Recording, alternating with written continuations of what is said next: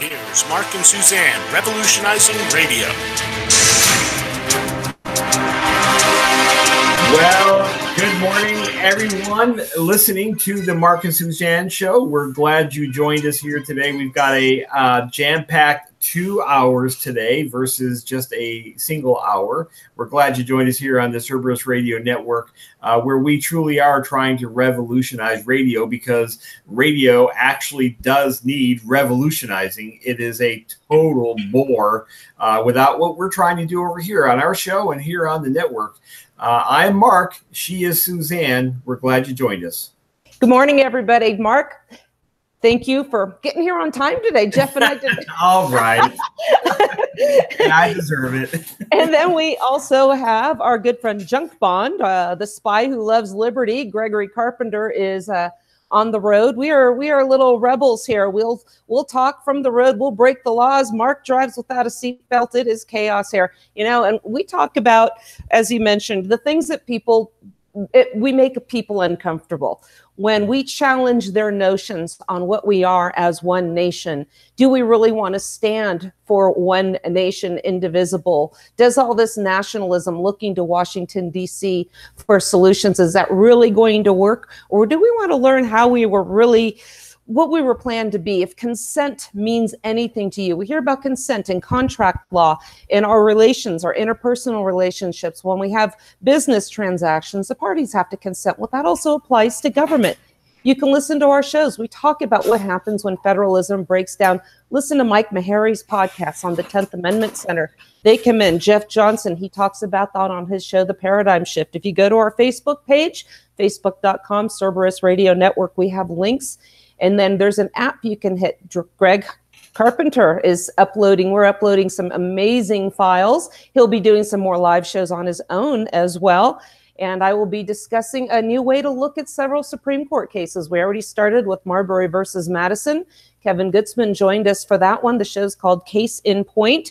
We're going to have one coming up soon, DC versus Heller. And we'll be talking about that in this show as well, because we've got a lot of time. The Case in Point shows are pretty succinct and brief, but we get to talk about some of the other things that we didn't make it to in that article. It's a shame, Mark, because people's attention spans are really short. You've got to keep these articles so brief and so concise, so they're going to move on, or they might get a Facebook notification, and we're very easily distracted. So rather than buying into the trials and the investigations in Washington, D.C. right now, let's look at, are we really having a say in what our government is doing? So give our shows a listen and, think a little bit differently, and let's have some solutions and not quite as much finger pointing. I almost said finger painting.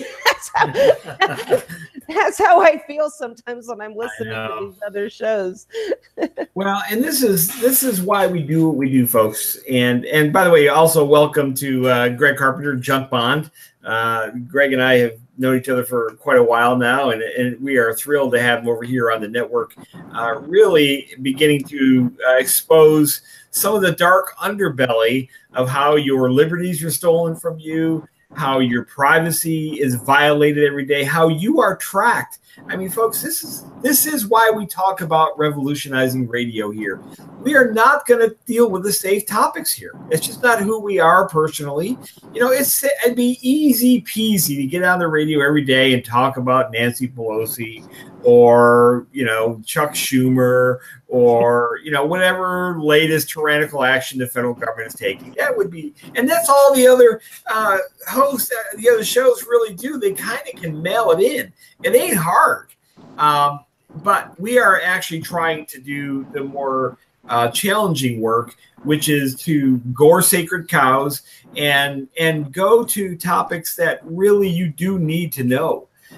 Because if we're ever going to make any real changes, if we're truly ever going to change this, and I have my doubts whether we will, but that doesn't mean I shouldn't be faithful trying. I should continue to be faithful. But we're up against a major mountain here, guys. We're trying to climb a major mountain here. And there's no guarantee of success. But without shows like ours, without networks like ours, you can almost guarantee there will be no success. Our programs continue to grow here in our network. And why? Why is that happening? Because we are willing to tackle the unsafe topics. So today we're going to tackle a bunch of them. We're going to deal with what does the Second Amendment actually say. We're going to talk about the real nature of the opponents that we face. Because if you don't even understand, and Greg, you and I both have a military background, if you don't understand your opponent, you're pretty well destined to have a bad outcome. And heretofore, we tend to think the opponents are just the Chuck Schumers and things like that. But we're going to delve into that topic here as well. And we invite you to join the program. By the way, if you'd like to, you can give us a call at 717-467-1736. Greg, sure is glad to have you on the network, brother, and it's glad to have you here with us today. Well, thanks a lot, Mark. I appreciate you guys welcoming me with big smiles and happiness. I appreciate the opportunity to talk to lots of folks and start to inform them and tell them what's really happening out here. You know, you make mention to know and understand who the enemy is, and the great Chinese military strategist Sun Tzu once said that to know your enemy is to never lose in 1,000 battles in 1,000 times. And that's so true today. Most people don't know the characterization of the enemy. They don't even know who the enemy is. And they're attempting to deal with them in a way that's just never appropriate. Right. And it never solves the problem. Well, this has been an angle I've been taking lately on my Facebook page. And granted, there are times, you know, I can speak a little strong and I can use strong ideas to try to persuade my fellow politically active Christians and well-meaning conservatives to get off the futility solutions that they offer right now. And so, but part of that is both chiding them to come up with different solutions, but you really can't until you know who your enemy is. And yesterday I posted a video clip from Elizabeth Warren, the great senator. I think she's from Connecticut. Is that right? Massachusetts, I believe, isn't she? Is it Massachusetts? Okay. Well, it's up there in the Northeast. And this is, and when you watch this video and you read her quote, I don't have the quote right up here with me right now, but it was a discussion about immigration, and the host of the show swerved into this Molly Tibbetts, this girl out there in Iowa who was murdered by an illegal immigrant, and her body was found a couple of days ago. And so he swerved the interview into kind of asking her about her thoughts on that. And as cold and callous a person that she is, but she just kind of typifies the standard fare progressive leftist radical out there, folks. These are cold, callous people. She tipped her hat and said, "Oh yes, it's just horrible. It's just horrible what happened to that girl, and we feel for her family." But as a good Marxist as she is, she swerved right into she took the topic right in the direction she wanted it to go in, which was to have a debate on the air about immigration policy and how wrong it is to separate young children from their mothers. Well, here is a young woman, 20 years old, who was separated permanently from her family because she was murdered by an illegal immigrant. Now, I'm not that interested in that kind of debate, but I am interested in examining who Elizabeth Warren is. You can just look at her and on the camera, and if you have any sense of discernment at all, you can see that this is one evil, hard, caustic, callous woman. Now, she's a good actor, as most politicians are. They know how to smile. They know how to squint a little bit. They know how to purse their lips and say, "Yep," and they can almost make you feel like they truly care. They'll shed those crocodile tears. Oh, and they can do that when they need to, because these people are actors. They know how to read people. They know how to say what they know needs to be said. They are truly megalomaniacs in pursuit of a central idea, which is to get their family into power so they can both live the lifestyle that they want to live on your dollar and on your liberty and exercise control. These are sick people, folks. These are not healthy people that are in these positions of power. And so as you watch her on this video, you're welcome to go to my Facebook page. You can see it. The quote has been floating around. Her quote has been floating around on Facebook for a couple of days now. I try to resist sharing quotes. I always like to see the context of the quote. So I found the video where she said it.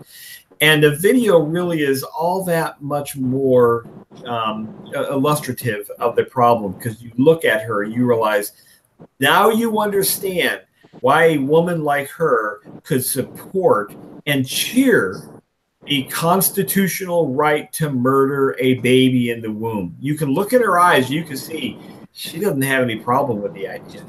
She doesn't have any problem with the idea of ripping a baby apart. She really doesn't feel that bad, except surface bad, for that Molly Tibbetts girl and the pain their family is going through. So it's only okay to separate some babies from others. Just so I'm following along here. That's the inconsistency, is it? And it's so, a case of white privilege. Here's what she said. Yeah, please. The senator said she was sorry for the family, but they need to focus on where the real problems are, in the immigration system and separating families.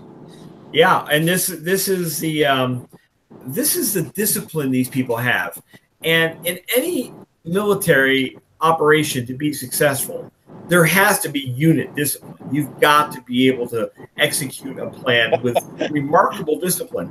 There's got to be a deception plan too. Yes, exactly. And by focusing on immigration as the true ends to the mean of the problem is focusing on the intermediary problem, that the immigration enforcement is unconstitutional, and the fact that that came from the federal government, which is the root of the problem. It always is, Greg. We trace this always back to Washington, D.C. It's why I advocate on the show that we line up 1,000 bulldozers on 16th Street there and just start pushing east until the whole thing is pushed right into the Chesapeake Bay. And once that's accomplished, now we can begin to talk about freedom and restoration of freedom. But until you get rid of that disaster in that 10-mile square swampland up there, until you're really willing to be as disciplined about the problem as they are. See, they see the problem as freedom and liberty. Marxist, Leninist, Stalinist, communist, socialist see freedom and liberty as a problem, and they are brutally disciplined at that. And do you remember? I'm sorry. Do you remember Obama admitted the Constitution acts as an impediment to the implementation of my programs?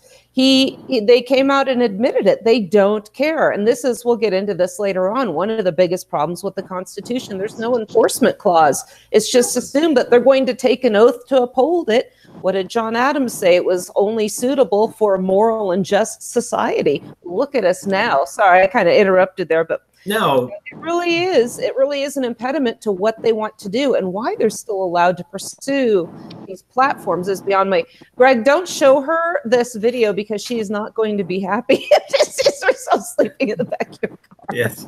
So it is we have to, if you're going to be successful, we doggone better learn from some lessons from the people that actually are successful.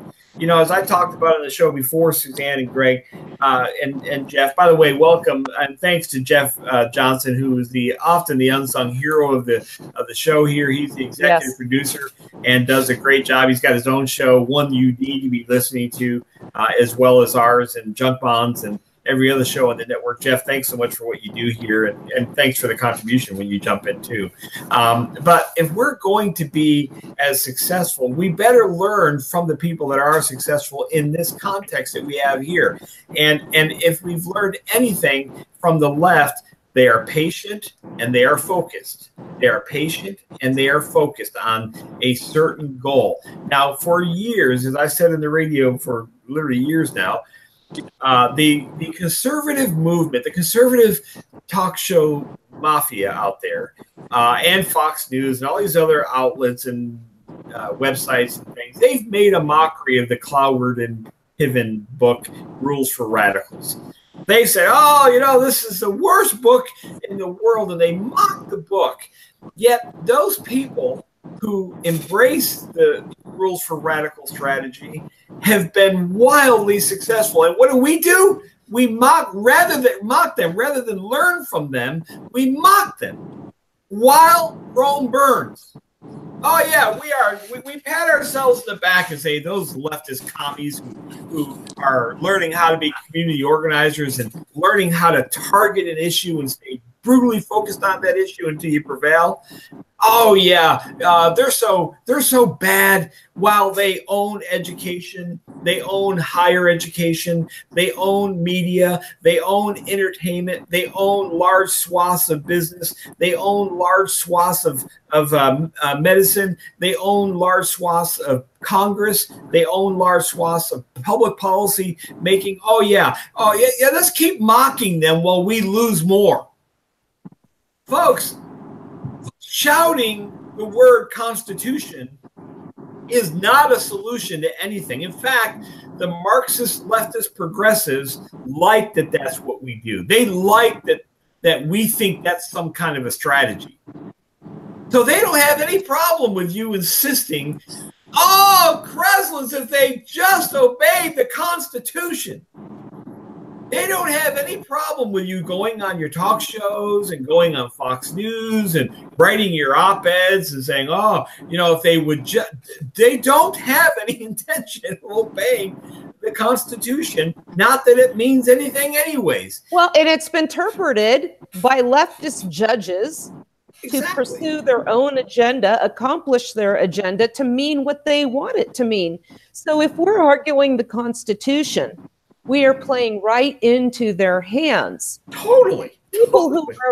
People who are singing the praises of the Constitution, we're learning. If you listen to some of these other radio hosts, they don't even know what it means. No, they don't. So they're talking about our nation and the Constitution and the federal government and ICE. We need to support them and get on the immigration policy. And this is what we're seeing here. First, I want to back up for a minute.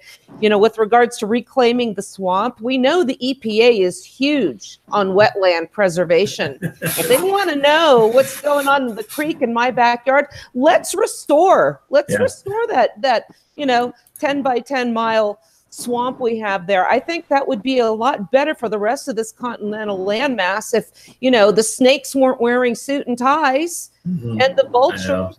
You know, the vultures got out of Congress. Let's just clear it all out, like you said. And the other thing is, too, we are seeing that the goal here of these Marxists, do you remember? I remember growing up listening to, at the dinner table, you don't talk politics and you don't talk religion. Well, so much for saying grace together, so much for being grateful and humble at the time of your family gathering. And then, well, we're not talking politics or religion.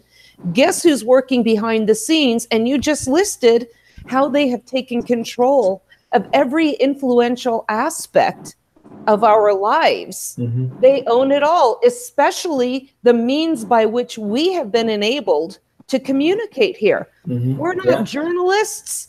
We're able to have a radio show, and anybody who wants to can listen to us unless they decide our speech, our truthful speech is hateful, we're fake news, or whatever standard that they arbitrarily disagree with. And they also raise the bar, they lower the bar, depending on who is speaking. Now, again, people will say these are private companies, they can do what they want. You know, you need to be consistent, but are they really private companies? And I think while we have Greg here, I think I would love to hear his take on, for instance, the founding of Facebook and whether or not the government uses it to spy on us. And when I say government in this context, I am meaning Washington, D.C. And, you know, how many of us have played those little games on Facebook? What's your spirit animal, or who's your squad, or who's coming to your party? You have to give them information and access to information. Do they do anything with that information, Greg, or is it all just fun and games? No, actually that information is all collected. And when I play those games, Facebook characterizes me as a 60-year-old black woman with no teeth who's got very long, straight hair, who's on crutches. Because that's the amount and the accuracy of the information that I put into it, and it feeds it back to me in that type of a manner. So yeah, all that information is actually taken, collected. The company that runs those, I can't think of the name of it off the top of my head, but they actually were funded with a federal grant to get started, much like Facebook was. Facebook was started not by one person, as many people believe, but was started as a project over in one of the intelligence agencies as an idea, and then was picked up by Mr. Zuckerberg and his friends. You really think Jeff Zuckerberg, Mark Zuckerberg, thought of all of this by himself? I mean, he couldn't even answer questions in Congress related to how the servers are set up or what protocols were used in Facebook. He had no idea. I highly doubt that the man put it together all by himself. And seeing the amount of money, the federal money that went into the program in the first place, I completely deny the fact that he started it all by himself. So all those games, again, it's all collecting data, and it characterizes you. It's just, one of my friends asked me the other day, he said, I was just talking about a product, we'll call it Product X, and I didn't have my computer on, nothing, and all of a sudden, I go to sit down to my computer at my house, and this was somewhere else. He was off-site having a meeting, private meeting, and he gets back to the house, and he opens up his browser, and all of a sudden, he sees Product X on the side of the browser, on the right side of the browser, in the advertisements and products. It's like, well, Greg, how did that happen? I said, well, it's very simple. You have a cell phone, right? He said, well, yeah. I said, well, the passive collection of the microphone is on. He said, what do you mean it's listening for me? I said, did you ever hear of first A? And I think what we need to do is S. pick this up when we get into a better area. I think you're in a zone where we're losing your reception a little bit, but that's okay. And we'll pick it up. You're with us for the drive, and it gets to the point where people say, well, look, the First Amendment doesn't apply because these are not federal government entities. I'm not going into the whole state thing right now, but I'm talking about federal government because I consider the federal government tied in with these companies very deeply. So what is the answer? I don't really have one. I don't think more federal government intervention. I mean, this is going to take us down the road that healthcare did. Government intervention messed up healthcare. And now because healthcare has become such a disaster, clearly we need the Affordable Care Act to fix it. So we have a government entity starting a problem, and now people are looking towards more government involvement in how we're going to get this information from one another. I just say it's their playground, and we got to play by their rules as cleverly as we can and reach as many people while we can. Go ahead, Mark. Yeah, and I would say, I want to take you back to this conversation about Elizabeth Warren. Yes. I'm not advocating for a second that we be callous, cold, and hate-filled like she is. I'm not suggesting that for a moment. But you better be as committed as she is. And as committed as they are. Now I want to put you in a way that I hope will help people understand really what I'm suggesting here. They, leftist, progressive, Marxist, Leninist, Stalinist, whatever you want to call them, these evildoers, and there's a large group of them, folks. Do not think this is a small Elizabeth Warren little cabal up there. They are both Democrat and Republican up there. They are regulators. They are in the agencies regulating your life.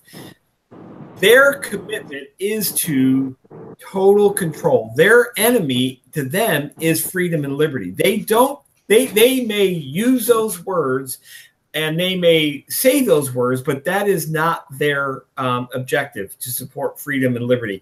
They will use government. They will grow government. They will insist government has the solutions with like laser beam focus in order to accomplish their goals of total control.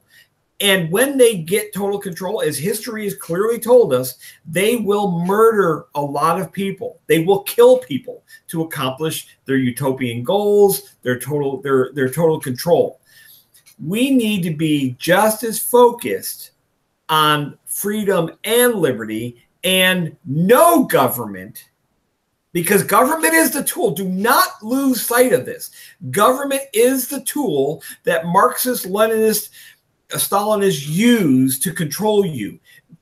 My gosh, many of the people listening to this program or viewing it are old enough to remember the Soviet Union. It was during our lifetime we saw it do the evil things that it did. How did it do those? It wasn't Brezhnev that lined up people and executed them. They used the power of this thing we call government. They take authority over a population and say, we are the final determiner of what you will do. So as focused as Elizabeth Warren and those leftist Marxists are on growing government, increasing its power in all spheres of life, you have to be just as committed to no government controlling those spheres of life. Now, how does that sound to you? My guess is, for a lot of people, they'll say, oh, Kreslitz, we knew you were an anarchist all the time, all along, you big dummy. I'm not an anarchist. Let me assure you of that. But I am, some people call it a minarchist. I am a tiny, tiny minimalist government. I see value in courts, arbitrating contract disputes, and sentencing bad guys out of the community, wherever that is. And I see police as a necessary tool to get bad guys limited into a very small scope, not seatbelt violations. I don't like them being collection agencies, revenue. Exactly. So, and that's essentially where it's devolved, unfortunately. I've shared this story before. My family's from California, and a police officer, a sergeant, told my father, a good friend of the family's, hey, we've got a real budget problem here. So when you're driving, this is my dad just driving through town slowly to the gym and back, okay? Not out there racing around. He says, you make sure those tires, those wheels stop moving at every stoplight, stop sign. You make sure that you do not go 1 mile an hour over. You make sure that you use your turn signal. Do these sound like crimes that need the strength of government to keep the rest of society safe? A 70-year-old man driving through town to shop or go to the gym. He said, because we have a huge budget shortfall in the city, we have to pull everybody over for the smallest violation. Folks, that is not the price we pay to have a civilized society. This is government acting in the most egregiously uncivilized manner by telling individuals your job entails stopping law-abiding citizens, going about their business, approaching their vehicles with their lights are flashing, they're going to be intimidated, and you have a gun on you, and they're going to have to sign that they agree to pay money for doing something that was really wrong. And Jeff's just going crazy in the background here. Let's let Jeff chime in right now. Well, because I had talked to you guys, well, I talked to you, Suzanne, last night, and I told you that I had a local story. Yes. That I watched. I was watching news last night. There was a local story, and my blood just started boiling. Okay, here's the background. We have these houses in this small town of Elmira, New York. They are for people with substance abuse problems. There's a male one and a female one. All right, so that's the background of this story, and this is off WETM News because this is the story on their webpage. Elmira, New York, 18 News. iMatter Foundation executive director met with code enforcement Thursday afternoon after code enforcement announced they were shutting down the building Wednesday. The iMatter Foundation is a nonprofit organization for people recovering from addiction. There is both a female and a male house for those recovering in Elmira. On Wednesday, 18 News broke the story that code enforcement wanted to shut down the women's house because of violations. So here's the violation. We're going to get to it. The city of Elmira said one of the issues, that's what it really is, is that the home is meant to be used as a single resident home, but it is being used as a rooming house. This is what we thought our house was. Family atmosphere for the disabled people. Executive Director of I Matter Foundation, David King, said, they want us to get a variance to get a boarding house status. We don't think we really are a boarding house, but we will comply. And here comes the bovine out of them. They're just doing their job. Yeah. So I'm going to leave it there. I don't need to read the rest of it. So you got an organization that is helping people with substance abuse problems. They have two houses, a male and a female. Now, a lot of these are teens. And in the story, he said that a lot of these people would be in the DSS system. So social services would be involved in this. Some of these kids would be in foster care because they would have to close this house. So they're going to shut this place down because they're not zoned right. What does that mean? They're not paying enough tax. Oh, was I burning? I'm burning now. This is government. This is tyranny, and it's on the local level. We have those same local little tyrants in Elmira, New York, that you have in Washington, D.C. See, folks, and what you just saw with Jeff is the kind of passion, the kind of commitment we need to have to ending government tyranny. Now, I know when people hear this, it's confusing because so far you've been told by Rush Limbaugh and pretty much every other talk show hosts out there that the solution is getting Republicans into the Congress and the White House and get them appointed to benches and judicial benches. And somehow that's all related to the Constitution. And you got to be able to always integrate the word Constitution into your discussion. And somehow that's become kind of what people embrace as a solution to the problem. What you really fail to understand is that the real problem, and it doesn't, and when you embrace that kind of solution, it insulates the real problem, which is government with a G. Don't love it. Don't really want it. And I tell this story all the time, Suzanne. You've heard me say this before. And if you've heard me say it on the show before, I'm going to keep saying it until we really come to understand why we don't need government like it's formed right now. As Jeff just said, tyranny can happen at every level. It can happen at your city council. Look at this. Look at this. Well-meaning people trying to address a community problem. Guess who stops them? A guy with a badge or an ID card that says a certain agency, a code enforcement department, and he has the power of law behind him to go into that place and say, you will stop. Folks, you don't want that, because here's why. And I talk about this often because, and I think it's normal for you. Suzanne, I think it's normal for you today. My guess is, Jeff, it's normal for you. Greg, if you're listening, I want you to chime in with this and support what I'm saying if you agree. Today, in about in an hour and a half, when we're off the air, I have to get in my vehicle and I have to drive to a store today. I have to pick up something. Now, along the way, I'm going to travel by, I don't know, 100 cars. And my particular street, some are going to wave. They're going to say hi. I'm going to park in a parking lot. I'm going to walk in. And I'm going to intermingle with hundreds of people in the store. Well, maybe not hundreds, but 100 people in the store. And I'm going to go to the aisle that I need to purchase something, and I'm going to get it. And I'm going to go to the cashier, and they're going to say, hi, how's your day going? Something like that. I'm going to say, oh, it's going good. How about yours? I'm going to have the product in my hand. I'm going to take from my wallet money. I'm going to give it to them. And we're going to have a mutually beneficial voluntary exchange. And we're going to be nice about it. We're going to be, standard niceness. I don't really know the person. They don't know me. They probably don't really care how my day is going. But it's just pleasantries. You just do that. And then I'm going to go get back in my car and I'm going to drive home. I'm going to pull in. I'm going to wave to people in the neighborhood as I go by. And that is going to be repeated about 365 days every year. I'm going to do something like that. And so are you. Now, we have to ask the question, did government make that happen? No. You know who can screw up my day? Is government. It can see me without a seatbelt on.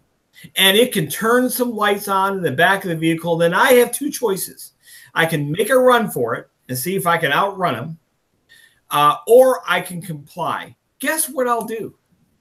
I've been trained to comply. I will pull over and I will give my day that was starting out to just have voluntary exchanges of people, waves and hellos and buying products and things like that, will be impeded by somebody who claims to have the authority to make me wear the seatbelt.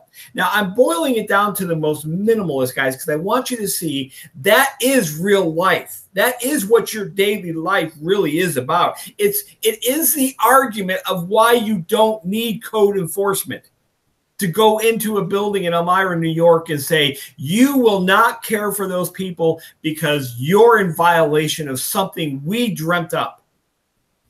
Don't want this. So if the Constitution props up this kind of government, then do away with the Constitution. If your county charter props up this kind of government in your county, then do away with the county charter. If the state constitution props up this kind of government that impedes your normal daily routine, that will happen without them. And actually much better. If I never had to worry about getting pulled over again, I would just, driving would become less stressful, because you and I both know what you do when you, I was on the air the other day calling in from, you remember Suzanne? Yes. And an Edmond police officer pulled out in front of me, and I'm over here trying to pretend to get my seatbelt on because I think, oh, great, here's another $25 I don't want to spend right now. And fortunately, it worked out. But why? Why should that, folks, if you think that's freedom and liberty, that when a police officer is nearby you, you have to 10 and 2, make sure your directional signal's on, check your seatbelt. We look at the speedometer, make sure we're not breaking any laws. And then we're looking in our rear view mirror so much, oh, we're swerving or we're not paying attention. You know, we all have this. We know we're doing something wrong. We know we're not doing anything bad. And that's the thing. People are so quick to embrace these laws that are criminalize us, subject us to penalties for no other reason than legislative fiat. A few people that are elected get onto city council and start expanding what laws are, and they often do so under the auspices of safety. I think one of the texting and driving is in the mobile devices, or we're seeing a lot of interference. Well, how can you say that's okay, texting and driving? That's so dangerous. People are dying. But now look at the slippery slope and look at the incremental infringements upon our liberties. Well, Oregon has a statute that you cannot have your phone even in the front seat of your car. Forget that you're not allowed to use it. It can't even be where you can reach it. So an adult isn't assuming, it's assumed an adult cannot control themselves enough to not reach over and pick up that phone. It can't even be there. Seen videos, I don't know if you saw this one, but there were people in line in a construction zone, and they were stopped and just inching through this construction zone. They had police officers dressed in disguise as workers with their little glow-in-the-dark jackets and vests, and they were looking in to see if anybody, as they're driving, heaven forbid, is looking at their phone while they're either stopped or creeping forward. And then they get on their little radio, and then they get pulled over and cited. This is revenue generation, pure and simple. How many times a day are we taxed by government?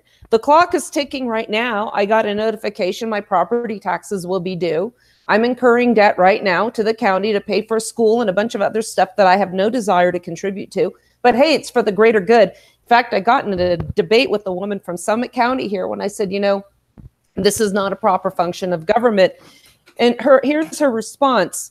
I really want to know that the person mowing my lawn can read. I said, why?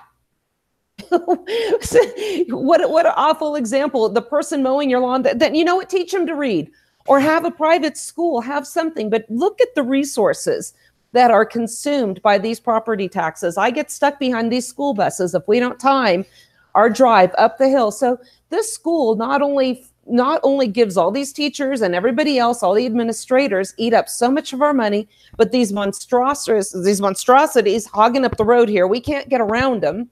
And then they get repaired. You know, we have the people that are repairing them. And how much of our expenses, how much of our income is taken to fund this sort of stuff that people should be doing on their own for their own kids, but we are paying to send our kids off to be indoctrinated all day long. And that's why he said, you know, this is really scary. How can we combat this? Because they have controlled, they have a stranglehold on every avenue for learning and communicating. That's why it's so important to do what we're doing over here and educating people. You know, there is a symposium on secession and nullification. Mark, why don't you talk about that? That's coming up in Dallas in November. People can go. This is open to the public. Can I jump in? Yeah, go ahead, Jeff. Because you talked about your payment being due, Suzanne. I just mailed off my payment, and as is my tradition, on the memo I wrote 2018 Troy Area School District extortion payment. Good for you, man. I every time I send my extortion payment, because that's precisely what it is. It's an extortion payment. Send us this money or send in guys with guns. Yes. If the mafia did that, they go to prison. If I did that to you, Mark, I'd go to prison. But somehow, because someone legislated it, it is now legal for them to extort me every year to live in this house that I have no mortgage on. Supposedly, I own it, but not paying my extortion payment, and it won't be mine any longer. So, yeah, there we go. That's my story for the day. My extortion payment is still outstanding. It hasn't even cleared the bank yet. And folks, I want to take you back. Now, think about Elizabeth Warren and her stone cold, callous approach to her agenda. Can you be as committed to a limited, tiny government agenda as she is? And this fundamentally is the question that we have to ask ourselves. Can we be as committed to their growth of government can we be as committed as she is to that, to the idea of having almost no government? Can we? I can be committed, Mark. Yeah, well, and more, you can be committed. I can be committed, yes, at any time the government says. Yes. And I'll share with you just a quick concept here. As Jeff can verify too, him and I were coming back from a charity event one time, and I had a truck in front of me that was veering into my lane.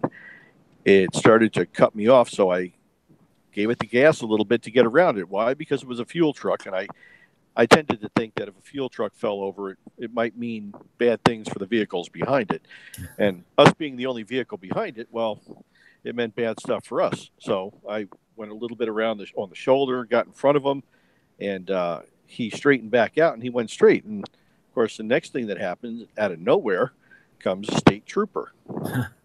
And he charged me with reckless driving. Reckless driving, yeah. Yeah, you remember that, yeah, yeah. So I had to go get myself a lawyer to try to plead and beg with the judge that, my God, you know, I was trying to keep people alive by driving on the shoulder and going around a vehicle that was veering into the left lane from the right lane. But you know, it was because the trooper is the guy who gives out tickets in that area. Yeah. You know, they wanted to go with him, believe him, or whatever, but I ended up with a reduced improper driving for driving on the shoulder on a major highway. You were just supposed to die. Well, I think that's the plan. You know, I cheated death, so yeah, you know, give it the old once over. But controlling our lives is, again, this is how you see how cold and calculating they are. Look into our eyes. You know, this is somebody that's a staunch abortionist. This is just another example of how little they value human life. And it's their God is big government and controlling. By nationalizing all these issues and looking towards Washington, D.C. to solve these problems, both conservatives, so-called conservatives, I put them in the same boat as the progressives. Now, I won't put them in the same boat as the Marxists. I think the conservatives do mean well, and want conservative values and principles coming from government, but we really don't understand what that means. Going back to Elizabeth Warren with immigration, everybody's fighting over a national immigration solution. We've talked about this before, but just I'll interject it into the conversation. The Constitution, when ratified, and again, this is a fantastic book, and Mark, I'll have you expound upon some of the principles in the introduction, Rethinking the American Union for the 21st Century. It's a collection of essays by some brilliant minds, Donald Livingston, Marshall DeRosa, Thomas DiLorenzo. You know, we look at nationalizing a solution of immigration. How do we control who comes in here? That was a matter that was intended to be left to the states. Sovereign and independent states came together. History is so chock full of examples of how we formed, why we formed, going back to our revolutionary legacy.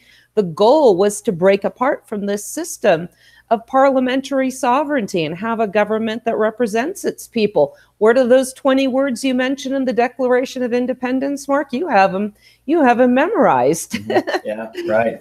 No, this is it, folks. And Suzanne is right on topic and kind of segues right into what we were going to talk about here a moment ago about this event going on down there. Don Livingston, the editor of the book that you just referred to. By the way, folks, if you don't have that book, you need to get that book, because it will open your mind about the real problem, as Suzanne so rightfully pointed out. The leftists want to nationalize every issue. Why? Because they can centralize power in a national government. Once they have total control, which they don't quite have right now, they have a lot of control, but they don't have total control. But once they get total control, you have no other option. We no longer have any chance at restoring federalism, because when they get total control, they will literally move to killing people. They will kill people. Don't laugh about this either. Don't think it can't happen here. Look at the Soviet Union. Look at what happened in the Ukraine. Look at what happened in Cambodia. Look at what happens now in China. Don't think for a minute when megalomaniacs get their final, they accomplish their final goal, they won't turn those forces on the last vestiges of freedom and liberty, which is people. And Mark, people who believe something. They've already been doing that with us for a number of years now in some of these secret government programs, which is extremely upsetting and problematic. I had lost a little bit of connection before, but I was talking about the girl who was retained against her will in the hospital in the Mayo Clinic. And the government had been doing this from the 50s into the 60s and then into the 70s. And we find out very recently that the government had been doing it into the 80s, where they're taking people, treating them with different types of medical treatments, advanced research, and not having consent. And some of these people died. Other people have gone crazy. Now, the whole story about the tinfoil hat was actually a guy who was a former CIA employee who was put into the MK Ultra program. They had embedded wires in his head to help control his anger and his outrage. And he would sit in the corner of the VA hospital on the floor with a garbage can over his head 6 years after they did the surgery, so they couldn't manipulate him anymore. And the VA doctors had no idea what was going on for the first few years. Eventually, they found out what it was and that he had undergone the surgery and that the CIA had embedded antennas in his brain. And it really was messing with his brain. The whole tinfoil hat idea is actually a true story, and actually has a lot of validity to it. There's still people now that have filed lawsuits against the CIA and our federal government, for our national government, excuse me, for several of these, I would say, abuses that have been brought against common citizenry. We had there was a secret CIA hospital in downtown Montreal, where they were conducting research on people, of course, without consent, and nobody had any knowledge of it. And they were paying a doctor almost $700,000 a year on top of his regular salary just to do these experiments. And one of the most damning things, as I shared with Jeff last night, if you Jeff looked at I just gave a presentation recently at a hacking conference and talked about this guy, Dr. Jose Delgado. If you've ever come across him, he's the guy who did the demonstration with the monkeys back in the 50s and the radio control implants in a bull's brain. He made the bull stop charging him. Well, he's the guy who said that we cannot allow people to have free will. It is selfish of them to have free will. Now, how can you say of a citizenry of free people that they're not allowed to have free will? And he also said that we have to electronically control the masses. As a matter of fact, we're going to have to electronically control all the soldiers and generals because they can't afford to make a mistake in combat in the future. 2 years ago, the Army comes out with a program. They're going to embed black boxes in every soldier's head. Do you think that's a joke? Do you think that's a mistake? Do you think that they just stopped? One of the reasons why you're going to embed black boxes in soldiers' heads to make them do their job. Do you think that has anything with coming down on the citizenry if they start to get a little bit rabble-roused about something?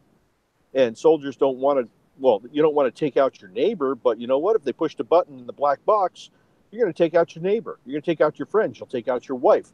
You'll take out whoever the government tells you to take out, and you're not going to have a say-so about it. You're going to be the perfect Manchurian soldier. And that is the plan. They talked about it years ago. The Army makes a big publication about that, gosh, we're going to be doing this, and we want everybody to know, and this is a great plan.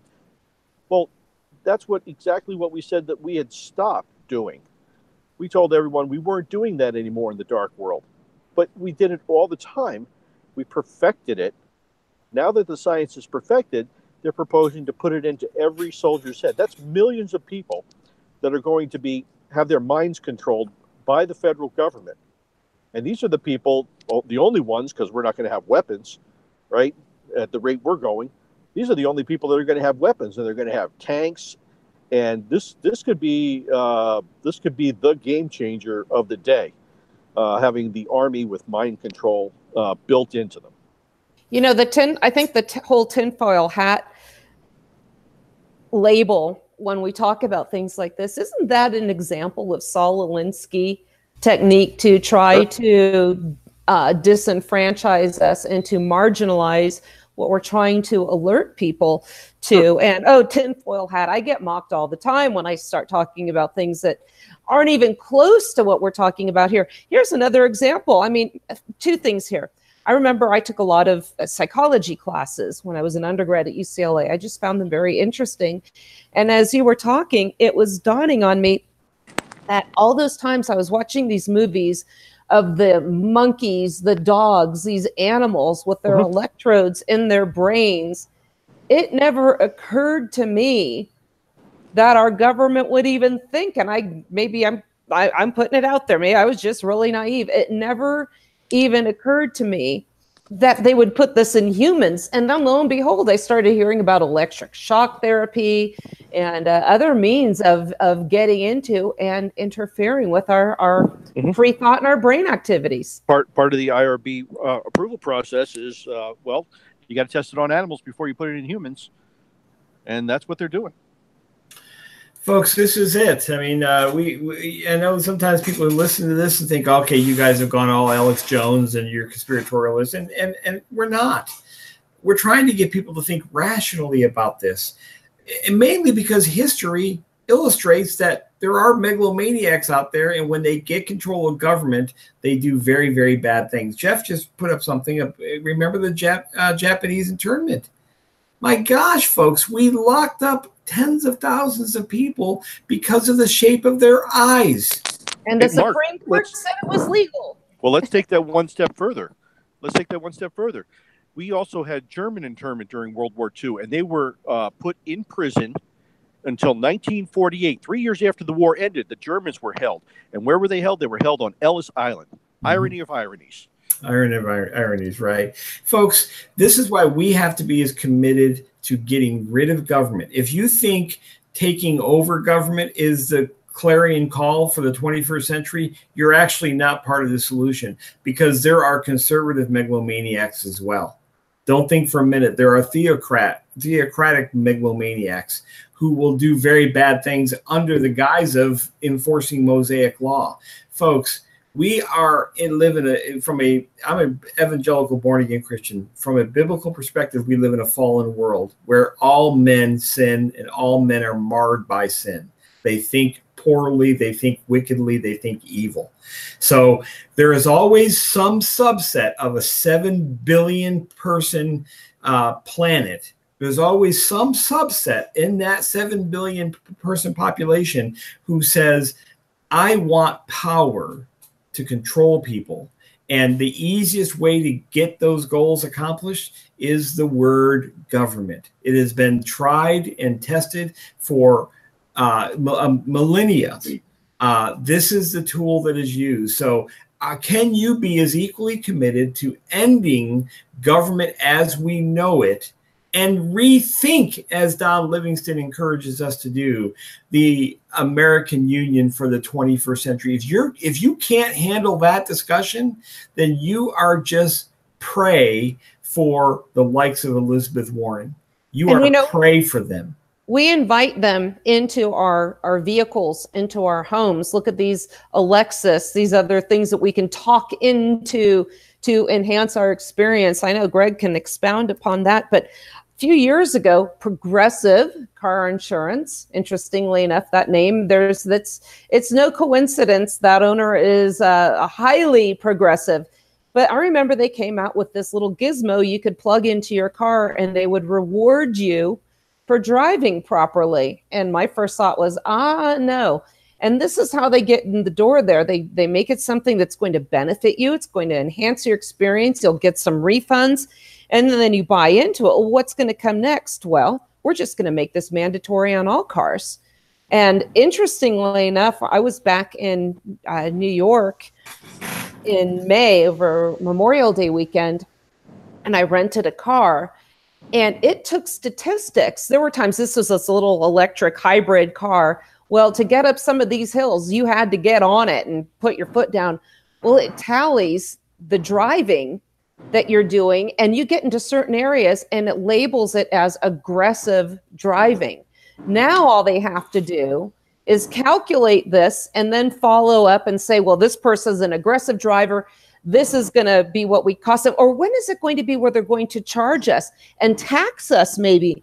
We've already had discussions on we're going to tax based on miles driven. How do they get that information? From these little data gathering boxes in our vehicles that we have welcomed in there. What else are they going to do? Are they going to give us tickets based on that? Oh, you went over the speed limit here by 10 miles an hour. We're going to automatically now send you a traffic violation, a citation. What about, there's I don't know if Greg's heard about it, but I saw this discussed and advertised, or it was covered on the news when I was in California, a gizmo called a textilizer. And it is like a breathalyzer when you're driving. If you are pulled over and they suspect you are using your telephone while driving, they will hook this little gizmo up to your phone and they say, we don't take any of the data. Trust us, wink, wink. We just see what the key activity was. So what will show, the guy was going through a parking lot and he was on Facebook. He answered a phone. He took a text. He sent a text. Well, then they stop and then they plug this gizmo in and they could tell everything that he had been doing on his telephone. Now, who do you think? People are saying, this is great. We need to have legislation. People like this are behind the push to get the anti-texting laws, anti-handheld devices laws put into effect, and they do it again. I know somebody that was killed texting and driving. It's emotionalism, and it is being used to infringe upon us. And you just wait. They're going to have a law now that if you do not submit your telephone, just like you don't submit to a breath or blood test, you're going to automatically lose your license. So people are going to be happily handing over their telephones now. That's right, Suzanne. As a matter of fact, the computer in a car has actually been used to verify that somebody's speed was at a certain level during a case in, I think it was Wisconsin. They took and downloaded the information from the computer because it records how fast you go regardless of whether you wanted to or not. So the guy said he was going 69. The cop said he was going 78. And it turned out the guy was going 68. and they had to completely throw out. Yeah, they had to completely throw it out. But we're the ones putting the nails in our coffin. Yeah, we are. We're the ones doing it because we want a zero sum. We want a zero security, zero safety problem lifestyle. Yeah, and this is a great problem. Greg just hit it on the head. Folks, we're going to take a quick break here, and we come back from this break. We're going to pick up the conversation. We hope you're enjoying this idea that we're promoting here on the network, that we're revolutionizing radio. Folks, you won't turn into another program today and hear the things we're talking about. Don't want government. Resist the urge to believe the lies, as Greg just said, that the government will tell you that we can keep you safe. You keep you safe. Don't think somebody else is going to keep you safe. We come back from the break here, folks. We'll pick up this discussion. We'll welcome you to join us at 717-467-1736. In the meantime, I am Mark. She is Suzanne. We'll be right back.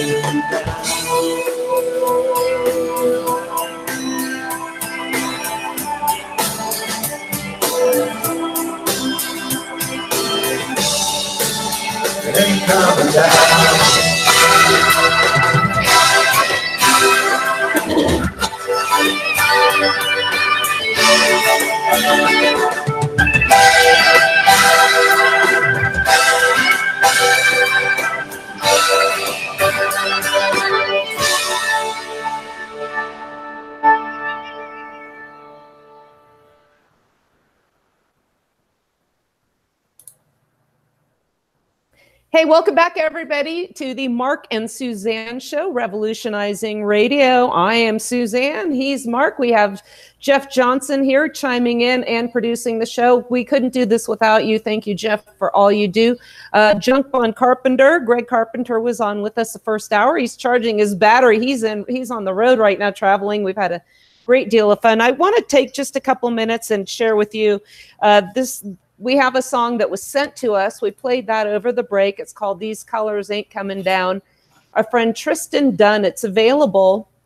It is available on Apple. Let's see. He said his Ain't Coming Down is available for purchase on Amazon Music, Apple Music, Napster, Rhapsody, Pandora. And the band's name is Johnny Appleseed and the Rotten Core. And the track actually features the Kenny Rogers Band as guests on there. We're going to get Tristan Dunn, again is his name. We're going to get him on the show with us at some point. It's a fascinating story. And I want to encourage anybody that is a recording artist, likes to record music.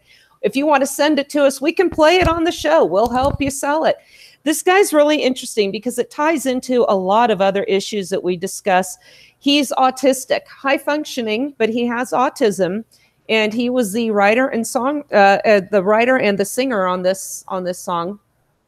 And I had a chance to talk with him at length. And kids that are autistic, people with autistic, the way they process information, they really like concrete issues. Math is a very easy thing for them to understand, very difficult for me, but because the rules, they just don't change. Think now about what Common Core math does by taking something that's concrete and making it abstract and subject to subjective interpretation or consensus. As long as everybody agrees, we can come up with these numbers. This really messes with the minds of these kids, but this is what happens when we have national curriculum forced upon every little corner of this continental landmass. These kids are really suffering, and he was saying school was absolute torture for him when he had to start learning math this way. It's an interesting little story. So, Mark, why don't you remind people again about the symposium again? I don't think we can overplay it, but that the Abbeville Institute is having in November. Yeah, I really want to invite everybody to this. I'll be there. A few friends from Oklahoma will be there. The title of the event is The Revival of Secession and State Nullification. It's November 10th. It'll be in Dallas, Texas. You can go to abbevilleinstitute.org and register for that event. If you're in a listening audience, you need to make every effort to get down there to this thing. It is going to be a jam-packed day of information that you're going to want to know. My good friend who ran for governor down here in Oklahoma, Dan Fisher, is going to be one of the presenters. We've also got Michael Bolden, the executive director of the 10th Amendment Center, is going to be there. Jeff Deist, president of the Mises Institute, will be there. Don Livingston, my good friend and author of a number of books, editor of the book we were talking about last hour, Rethinking the American Union for the 21st Century, will be there. Alan Mendenhall from Blackstone Burke and the Blackstone and Burke Center for Law will be there. Kirkpatrick Sale, who worked with Don on making this argument about the scale of government, how it's just too small to effectively govern 320 million people. But if it were truly to scale, it would be too big to effectively govern. So that has to lead you to one conclusion. How about we just stop doing what we're doing?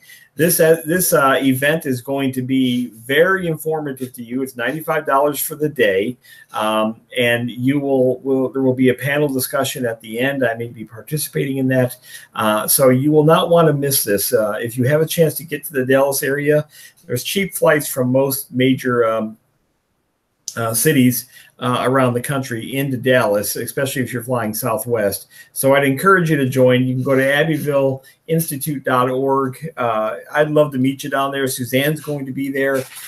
Man, how fun would it be to be able to visit with some of our listeners down there and really connect the dots together over coffee or lunch or something like that. So make every effort to be to this event. Again, it's called The Revival of Secession and State Nullification. Oddly enough, Suzanne, as you know, suddenly we can talk about secession because California is threatening to secede. So now when any other state wanted to do it prior to that, oh, you hated black people and you were you're wanting to reinstitute slavery.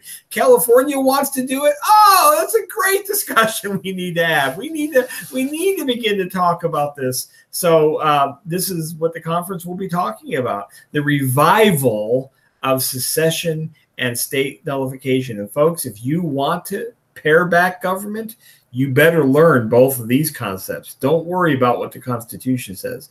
Worry about philosophical concepts related to the organization of government. Suzanne, in the previous hour, mentioned one part of the Declaration of Independence that if you're not willing to fight for, I'm telling you that Elizabeth Warren is willing to fight for Marxism. Are you willing to fight for these words?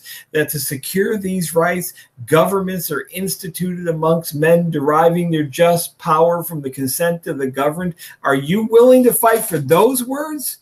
Because I'm telling you right now that Elizabeth Warren will fight for these words: from each according to his ability, to each according to his needs, She's willing to fight for those words, and she's doing it every day, along with millions of other Marxist-Leninists out there. Are you willing to fight for Jeffersonian concepts that governments derive their just power from the consent of the governed? Do you consent to this? No, you don't. You better be as committed to fighting for what government has evolved into as she is committed to the idea from each according to his ability, to each according to his needs. That is the war, folks. You know, the other thing too, and we alluded to it a little bit earlier, but I wanted to expound upon it because we have this principle in the Constitution. They have to take an oath to uphold the Constitution. How do we get people like, I call her Che Guevara, Cortez, or the one that she defeated a Democrat incumbent. Everybody's laughing at her. I'm making fun of her myself. But these people call themselves Democrat socialists. Even Republicans. It's not just the left. These people campaign on platforms that are in direct contravention to the Constitution.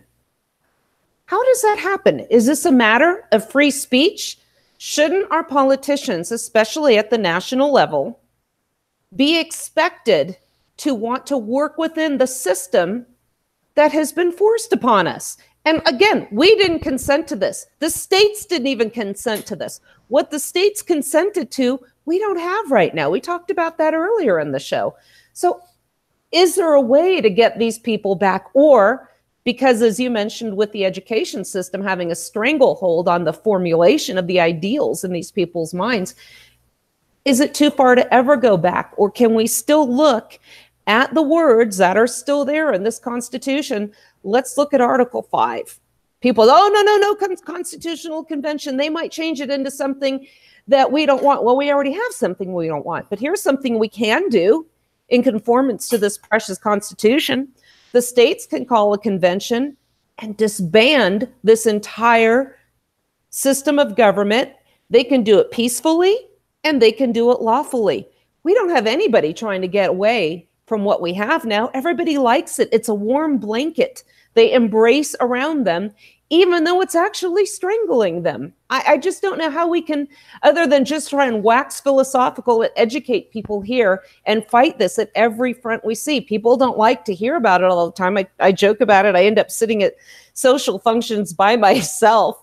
But this is a way we can engage people. We can do it on this show. People, please share this. If you like it, tell your friends about it. But there are ways to have these conversations without toppling statues, without putting a mask over your face. Somebody was just beaten up. A Bernie Sanders supporter was physically assaulted for having an American flag, and he was called a fascist. Isn't the definition of fascism assaulting somebody, physically harming them for seeing things differently than you do? Our good friend Andrew is also participating behind the scenes. Consent of the governed means that we have two incompatible polities that should not be forced to compel each other to their will. Amen. I love how I love his insight on here. Thank you, Andrew. Mm-hmm. Yeah, no, this is, there is no solution in the Constitution, folks. You just have to move past it. You just got to give up on it in some fantastical way that it is going to remedy the problem. Those words are going to remedy the problem. The words from the Declaration. We have two competing worldviews here right now.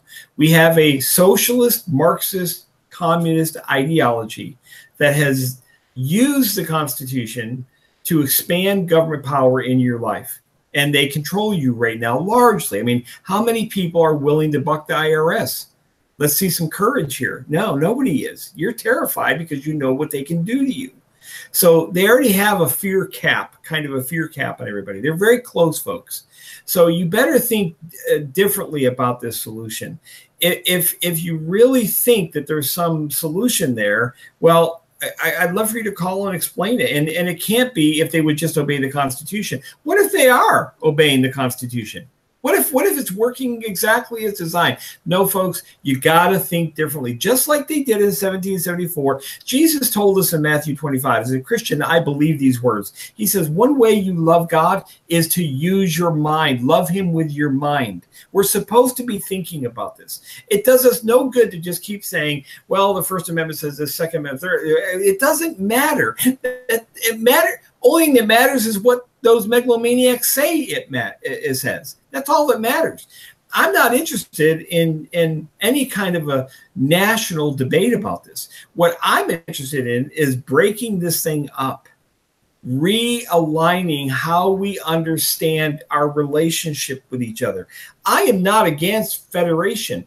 I'm more in favor of confederation than I would be in federation, but you know, federalism is predicated on federation ideas. That means the states actually matter individually. There's not a collectivist nation that you're a part of. I'm an Okie. I'm not an American. I don't live in something called America. I live in Oklahoma that has defined borders, that has its own system of government here. It's Republican in nature because the Constitution requires that. But it is its system of government. Now, it's very typical of most other states as well. But I'm an Okie. I'm an Oklahoman. And you need to be a Utalian or whatever you guys would call yourselves. And Jeff, you're a Pennsylvanian. And the day we can get people to think that way is that much closer to solving this mess. Because if you are going to insist that there is some magic potion we can sprinkle over the Constitution and the solution will pop out, you are actually playing right into the Marxist hands. They will devour you. You will not win on that ground. And so for all the people on my Facebook page, people listening, stop it. Just knock it off. Get back to those words in the Declaration because those define the battlefield. The leftists actually do believe from each according to his ability to each according to his needs. We need to believe governments derive their just powers from our consent. And I, like you, do not consent to this at all. I'm just too terrified to do anything other than get on the radio right now and talk about it. Like you. Even that, I've been told, you better watch what you say. You better watch what you say because you have kids. You know what? That's why I do this.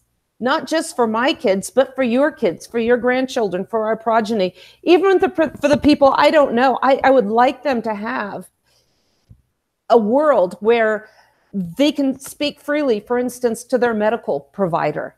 Right now, with this federal government, this national government, pardon my French, after the Affordable Care Act, medical records were required to be kept electronically. I remember going to the doctor and they would write down what you told them and they would have it on their own notepad. You would have your own file. Now you go in there, they all have laptops. And okay, I know there are some, again, conveniences. They can pull up records, they can pull up other issues, but who else has access to them? Particularly now, since your medical records and whether or not you have healthcare insurance go directly to who? The IRS.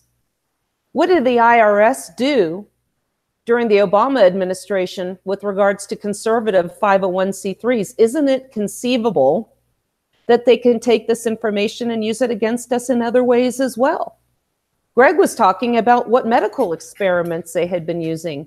And, you know, we were talking about our friend that wrote the song and let us play it on the show, Tristan. This is an autistic kid. If you look, I just recently purchased a firearm thanks to a conservative, I'm not going to say conservative, thanks to a Republican House, a Republican Senate, and a Republican White House. President Trump and this omnibus bill signed into effect some gun legislation that has now made buying a gun harder in this continental landmass than it ever has been, coming down from the federal government, who has absolutely zero authority to do it in the first place, yet we accept it. So there's a new question. I think it's question E on this background check. And I'm just paraphrasing. I don't have it right in front of me, but are you using antidepressants? Are you addicted to any mind-controlling substances? Are you using or in possession of marijuana, even if you reside in a state where its use is legal? Two areas in which the general government has zero authority to regulate: marijuana and firearms. Yet we accept it. We embrace it. The NRA embraces it. They're going to work with Congress because it's great for their revenue. The more Congress comes up with these laws, and they again, oh, we agree with enhanced background checks. This isn't within their purview. Look at families now that might have children with learning disabilities. Now with Common Core and the nationalization of this curriculum, we're going to have little Johnny has a temper tantrum at school. Little Johnny's having trouble focusing. We're going to put little Johnny on some medication to help him focus. Medication which has been shown to have been akin to methamphetamines and cocaine, the way they interact with the brain. We've done shows with this. Dr. Marianne Block from the Block Center in the Dallas-Fort Worth area. These drugs are handed to kids based on subjective interpretations and observations of their behavior. And if it's determined that a young boy that's supposed to be sitting inside a school classroom for 7 hours a day can't properly sit still, we're going to medicate him. These kids don't sleep on these medications. So one drug is going to be prescribed to alter another one. Now this is going to be backing up to what I said about the background check. It's going to be noticed on your records. If this is linked, again, to medical records, they're going to know this. Families in California, when these red flag laws were coming out, the police officers showed up at a man's house to take his firearms because his wife was being treated for depression. So it's going to be not only can you not have them, but if anybody in your house is having some issues as well, we're just going to disarm everybody. What they're trying to do is make a wider and wider net and make more law-abiding citizens. Even if you're in a state, if it's a plant, or if your son or family member is being treated for whatever malady, to try and ensnare greater people and make them a member of what they call a prohibited class. The ultimate goal of the Marxists is going to be to disarm our populations. Let me give you a few statistics if they are successful, and then we'll talk about DC versus Heller and why this case that is hailed as a Second Amendment victory for gun rights is anything but. 1929, Russia disarmed its citizens, and between 1929 and 1953, they murdered 20 million Russians. 1935, China disarmed its citizens. Between 1948 1952, they murdered 20 million Chinese. 1938, Germany disarmed its citizens. Between 1939 and 1945, they murdered 16 million Jews. Mark, we're still beating them in the abortion. We're still killing more than all these communists. They were pikers compared to us. You know, you can go on and on and on. Cambodia, Guatemala, Uganda. Look at what is happening to a disarmed population. And this is why we need to break this down. We aren't going to have this contention, this hatred over issues such as who can marry. issues over, school busing, this hatred. Everybody's, the left in particular in the media, they were so sure that Hillary was going to win. It was her turn. Look at the temper tantrums we are having. We are having, what was it now in University of North Carolina, Silent Sam, a statue that depicts a Confederate soldier standing guard over the school while the war was being fought. They loved their schools as safe spaces. Here was a guy guarding a school, a symbol of somebody guarding a school, and they went and tore it down. They can't get these changes done legislatively or freely in these communities. So what do? They put on masks, they get their sledgehammers and their ropes and chains, and they take these statues down on their own. And who's stopping them? Nobody. They're being cheered. I know. This is folks, I don't like this tension that is in the country right now, and it's only there because of government. If you don't have these competing forces trying to get control of the entity that can control the other side, guess what you don't have? You don't have all this competitive tension. You don't have people saying, oh, I have a vehicle to make the other group that I disagree with obey my ideology, obey what I believe. Folks, don't want that kind of control. Again, as I talked about yesterday in last hour, think of your normal day. Do you define your normal day by conflicts with everybody? By forcing them to believe what you believe? Do you define how you interact with a waitress at the restaurant by what she believes or doesn't believe, or he doesn't believe or does believe? Do you find yourself getting in conflicts all the time with people? You may be one of those people that want control of government and telling other people what to do. Folks, government is necessary.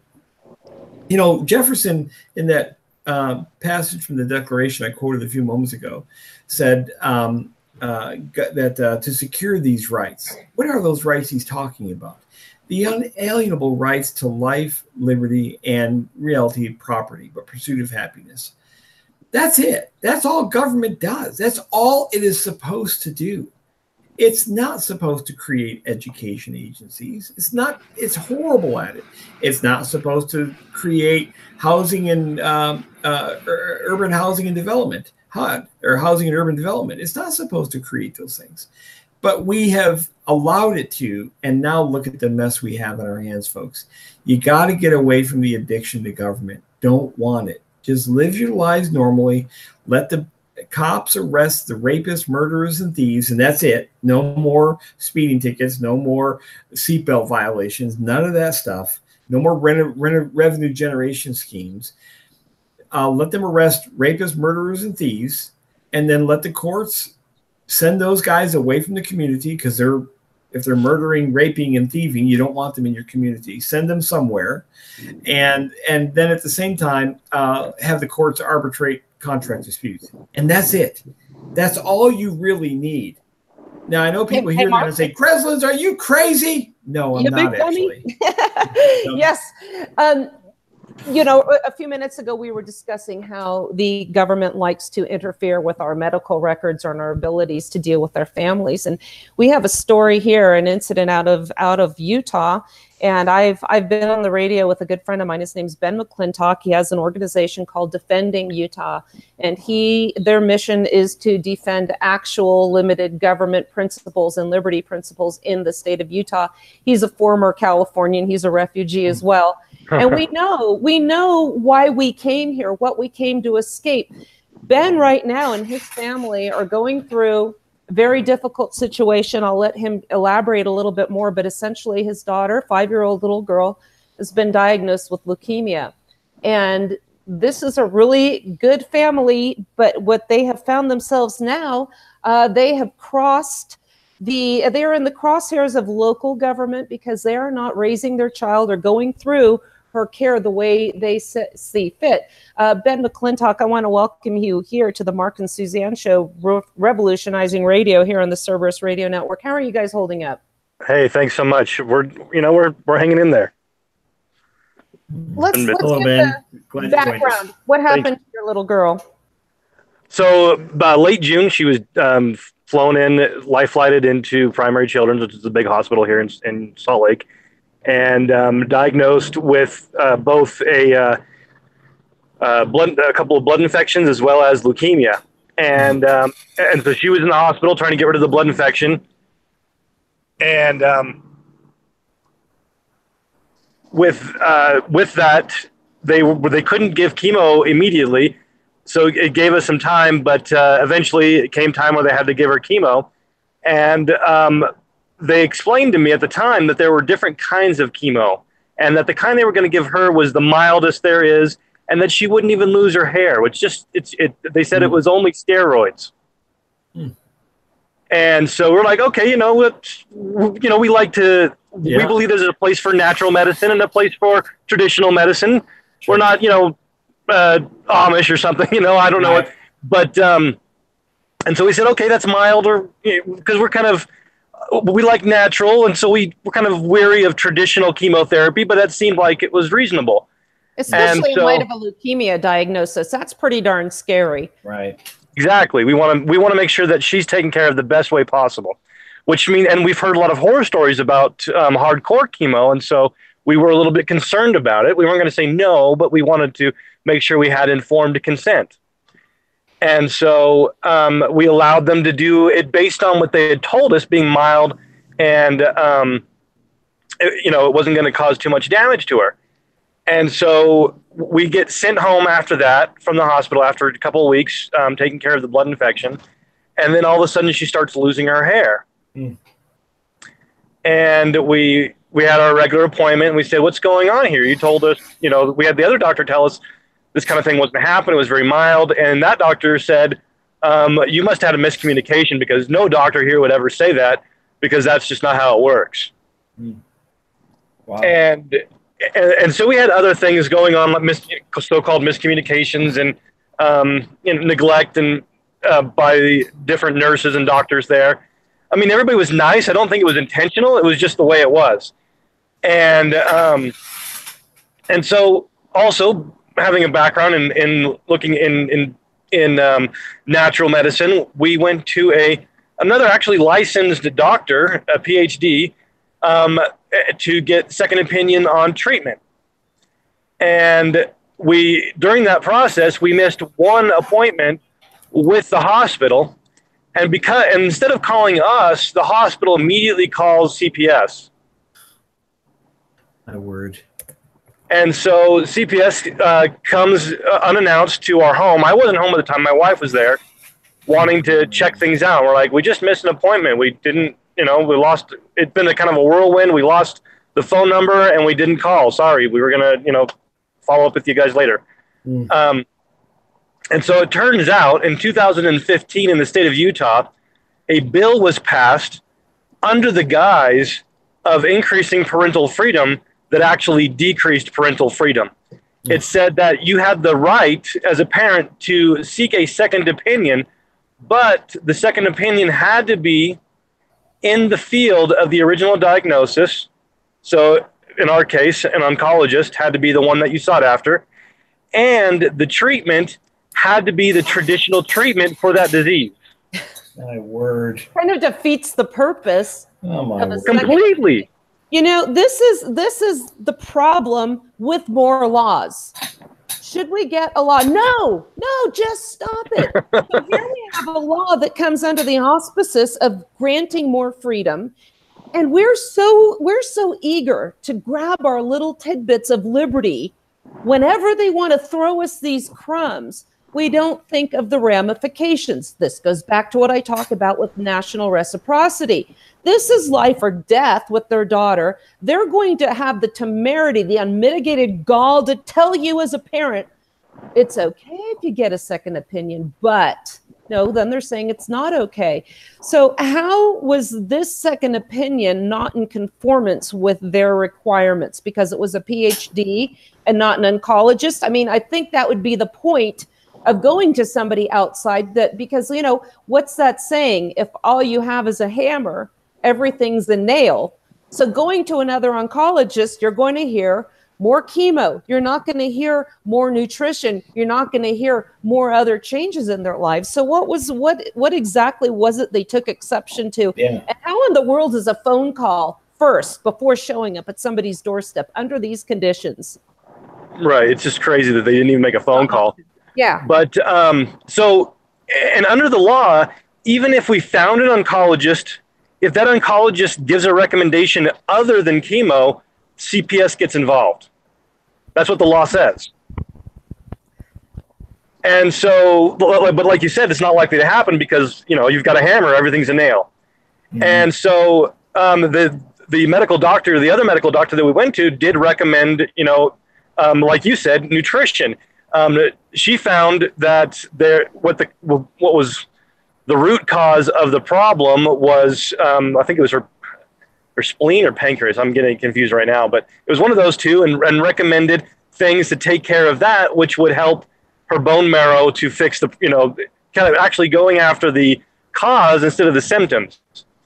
And so they didn't like that because it wasn't chemotherapy, and that's what the law says, is you have to do chemotherapy. Because that's the traditional treatment for leukemia, and so the law requires you to do that. And so we, you know, we really prayed about it, and we said, okay, you know what, we're just gonna do it. Everything, you know, we felt that Lord was gonna work everything out, and we're going to just go along with what they're saying.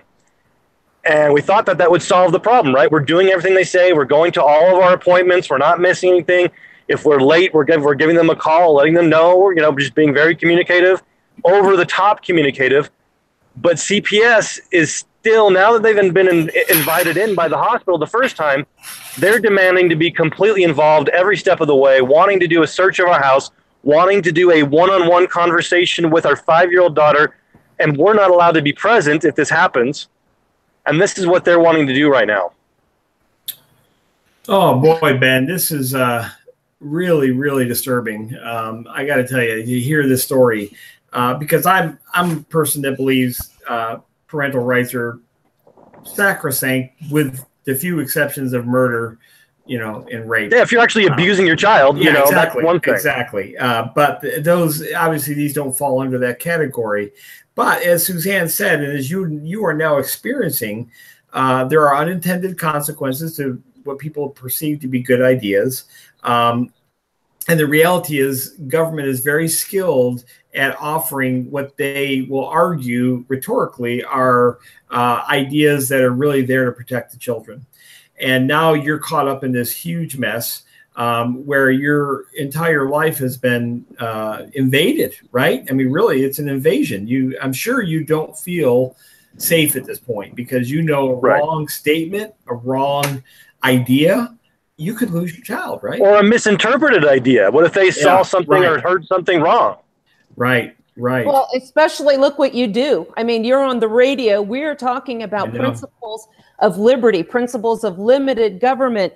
And we've seen how the powers that be are treating people with ideas such as ours, from systematic targeting from the Internal Revenue Service coming right from the top. We're seeing the tech companies shutting us down. We're seeing retaliation. I mean, I'll give you an example. When I was interviewing a pediatrician when my younger son was born, and we were talking about bringing him over to her, and I said, well, how much latitude do you give me as a parent with regards to your treatments? Oh, I let you have all the say. I'll let you have all the say. Unless I think you're doing something wrong, you go against me, then I go to CPS. Yep. Boy, I'll tell you, and this is, you know, Ben, I don't know if you heard the first hour, but this is precisely why we have to fall out of our love affair with government, even when we think it suits us, because there are always these kind of unintended consequences that you guys are now living the horror of. The reality is, if the church was more engaged in doing what it was supposed to do, there would be very little need for CPS. But because the church doesn't do its job in integrating itself into the community and offering the services that CPS is taking children out of homes, because there's those types of problems in the homes, the church is pulled back to its walls, CPS evolves. And as anything, when you put children in the equation, CPS has unlimited well, nearly unlimited power. And no matter how well-meaning you and your wife are, it is always going to pale when associated with CPS statement on we are protecting the best interest of the child. So where are you at in this process now? I mean, what is the August 24th update? So they've demanded a meeting in our home again, like I mentioned earlier, where they want to look, search it and have that one-on-one meeting with our daughter without us present, which is just crazy. And so I asked them, what the purpose of the visit was now that we're complying. And if there was, and so he explained to us was, we just want to let you know where we're coming from and we can hear you out where you're coming from. I'm like, we that over the phone. We can do that over the phone. You can send me a letter. I've already explained to you where we're coming from. We should be good, right? So he said, well, let me talk to my supervisor. And he calls back and he says, nope, we've just got to do it. I'm like, is this required by law? And he says, yes. And so I had to, I've called a lawyer now and gotten him involved and trying to be the intermediary between us. But the fact that we've got to spend money that I don't have to be able to protect my rights is just outrageous. And so right now he's looking through the statute and he thinks he's been able to find an out to be able to, preserve our rights as parents. But it's still up in the air what we're going to be. we had to schedule the meeting before I got a hold of the lawyer for next week. And so he's trying to make sure that we can mitigate that between now and then. I'm just kind of curious. But once they're there, they're going to want to find out any firearms you own, everything else, and they'll probably try to remove those from your home. Right. Well, the problem is, again, once you allow them into your home, that's considered consent to search. Right. You're not going to give a qualified permission to enter. Okay, you may come into my home, but don't look around. Don't talk to my kids. Don't take pictures. Once they're in.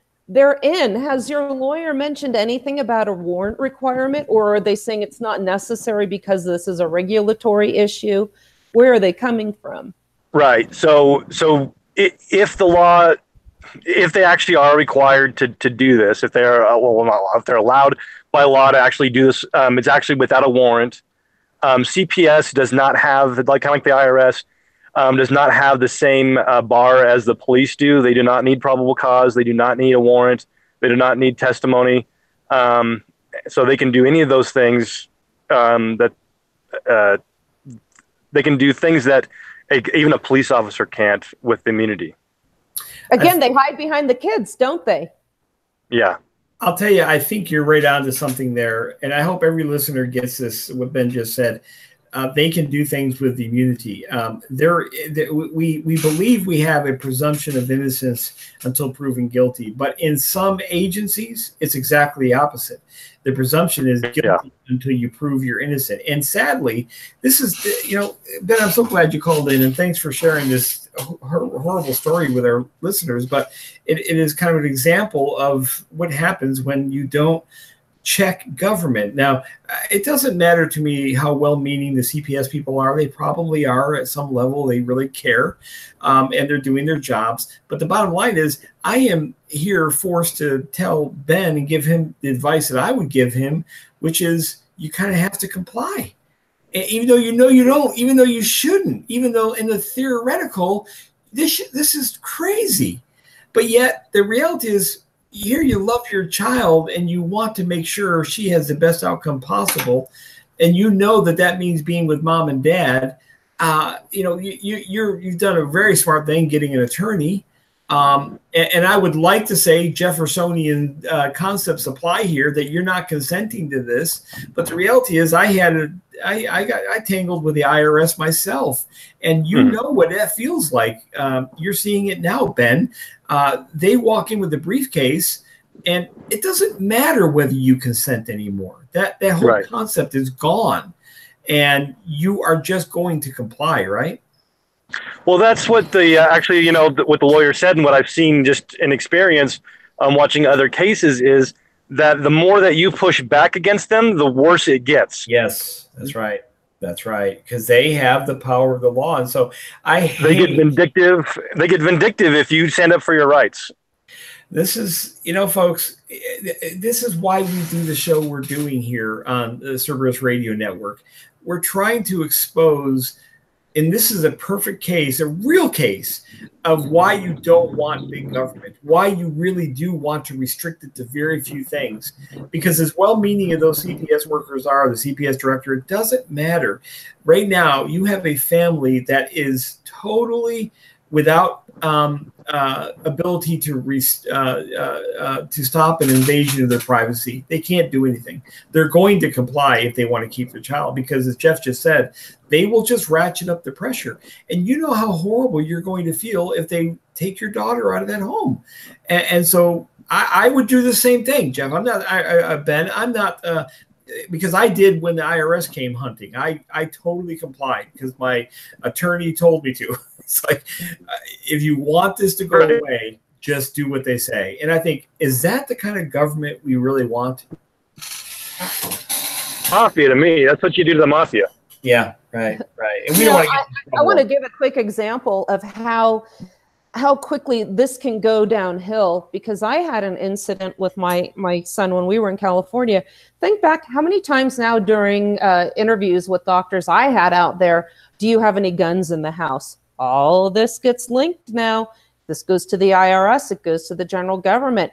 And when we talk about these medications that are really being used as Band-Aids and not going to what's causing the symptoms, what's causing the illness, and we just treat the symptoms, this is analogous to the ADHD medications that I made up earlier. What if you as a parent have seen your child, excuse me, undergoing the negative effects of these medications and want to take your child off of it? Now you've got the school against you. You've got your physician against you. You're going to not want to seek help for your child. You know, that term chilling effect applies to medical treatment. My son was just kind of sleeping and tired one day. He was about 5 or 6 years old. And I just let him rest it off. I figured he had a little virus and he'd be fine. Well, then a few days later, all the skin peeled off the palms of his hand. And I thought, that's really strange. So I kept an eye. And then a few days later in the week, he started having extreme itching on his rectum, where he would just all of a sudden say, oh my gosh, it's itching. I thought, well, let's just clean you up a little bit. He was a little kid. Let's see if that's an issue. It got worse and worse to the point where he would just start screaming. So I took him to the doctor. And I said, this is the issue. I told him about the fever. I told him about the hand peeling, the skin peeling on his hands. And then I told him about the symptom. And he goes, well, let me look. Well, right then, when he tried to look, he had one of those attacks. And you can tell we've all had an itch where it feels like you're being poked with needles.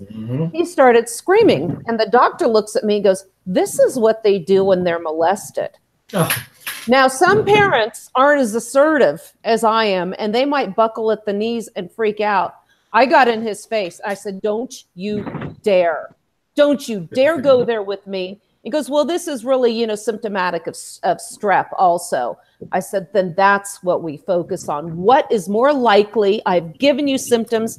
I've told you that this is likely a virus. Everything I told you led up to that. And you're throwing this in my face, trying to get other people involved.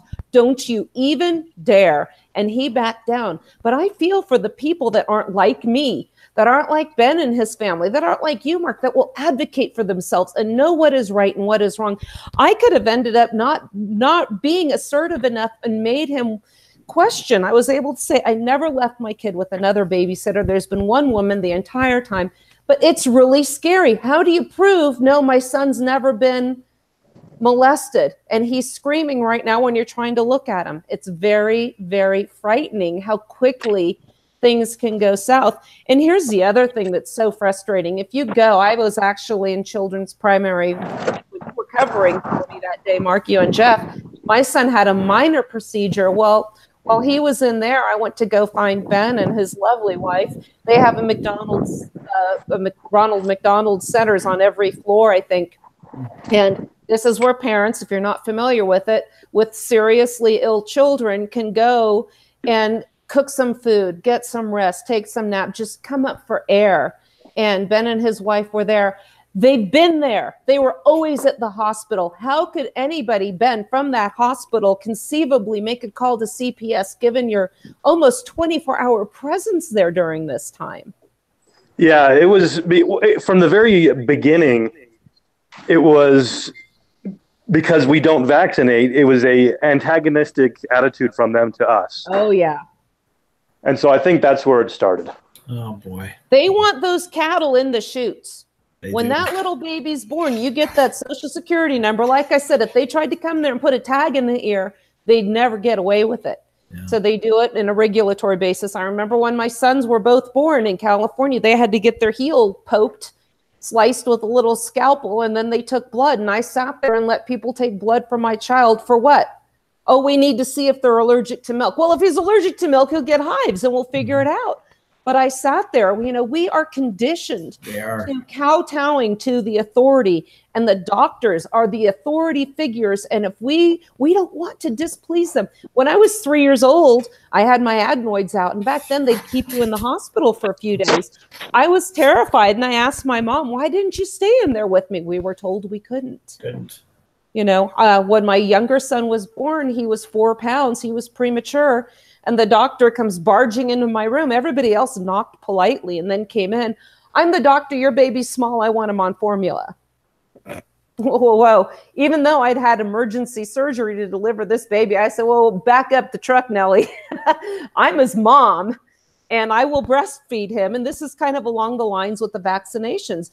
Formula and vaccinations, they get money from the manufacturers of both. And by golly, you're going to get your little goodie bag sent home to you with your vaccination schedule, your little samples of all these formulas and everything else. And I said, I breastfeed this baby, and I'm not going to give him formula because at this age, it's going to make it hard. So they want to try and step in. And as Ben and his family are realizing under the most tragic of circumstances, that they are going to have their home invaded, their privacy taken away. And who in their right mind thinks they have the authority to interview a 5-year-old girl on chemotherapy, losing her hair outside the presence and comfort and reassurance of their parents? Ben, how can we help you? How can people read more about this? How can people contribute? Your financial expenses, medical and now legal, are climbing through the roof. What are you going to do, and how can we help?